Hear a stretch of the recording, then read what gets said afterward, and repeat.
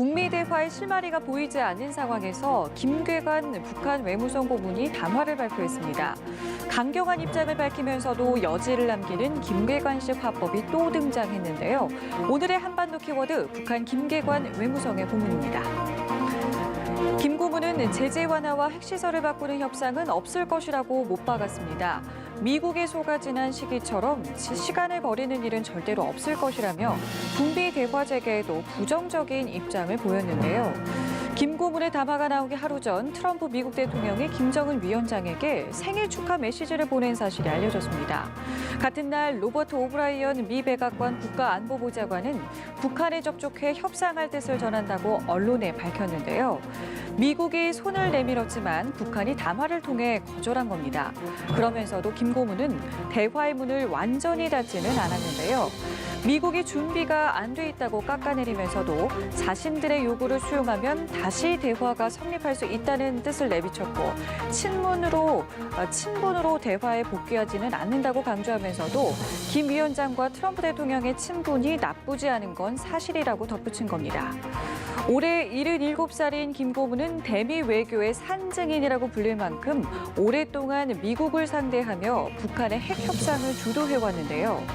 김 고문은 1993년 북한이 핵무기 비확산 조약을 탈퇴하겠다고 선언한 뒤 대미 외교 무대를 통해 처음 등장했습니다. 1994년 북미 제네바 합의 당시 북측 차석 대표를 시작으로 남북미 중 4자 회담의 북측 대표를 맡았고 이후 6자 회담 수석 대표로 2005년 9.19 공동성명 도출에도 참여했습니다. 김 고문은 하노이 북미 정상회담이 결렬된 지 2달 뒤인 지난해 4월 최선희 당시 외무성 부상에게 제1부상 자리를 내준 뒤 사실상 현역에서 물러났습니다. 하지만 5개월 만인 지난해 9월 외무성 고문 직함을 달고 다시 등장했는데요. 지난해 9월은 북미가 비핵화 방법 등을 두고 의견 접근을 보지 못하던 시점이었습니다. 사상 최초로 남북미 정상이 판문점에서 만나는 등 교착돼 있던 북미 관계가 풀리는 듯했지만 3개월 가까이 진전이 없었던 겁니다. 먼저 마이크 폼페이오 미 국무장관이 대화 재개를 촉구했었는데요. I think it would be good for North Korea, for the United States, for South Korea, Japan, for China, all the neighboring nations, as well as the entire world. 이에 김 고문은 대북 제재를 언급하며 미국을 압박하는 한편 트럼프 대통령의 정치적 감각을 호평하며 현명한 선택과 용단을 기대한다고 밝혔습니다. 외교 원로인 김 고문을 내세워 북한이 미국과 대화할 의지가 있음을 분명히 한 겁니다.